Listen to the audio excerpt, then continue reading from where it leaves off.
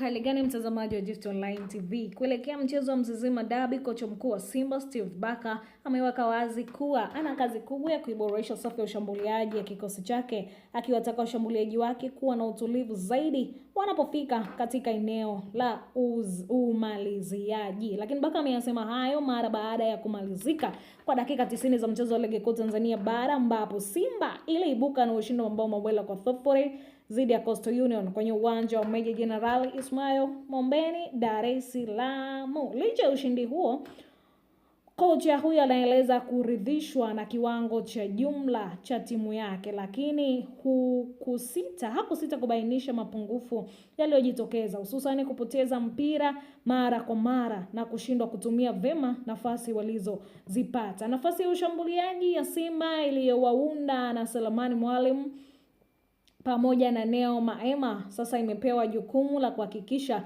inakuwa makini zaidi mbele ya lango, hasa katika michezo ijayo yenye ushindani mkubwa. Barker amesema changamoto hiyo ilionekana zaidi katika kipindi cha kwanza, ambapo licha ya kutengeneza nafasi nyingi ya kufunga, washambuliaji walikosa utulivu wa mwisho walioweza kuzaa mabao zaidi. Wachezaji wamepambana na kufanikisha kupata alama 3, lakini bado nina kazi ya kurekebisha maeneo hayo. Kipindi cha kwanza kilitengenezwa nafasi nyingi, ambapo kwa utulivu zaidi ulitengenezwa kufunga mabao 4 au 5. Ameyasema hayo Barker, lakini amesisitiza ushindi huo ni chachu katika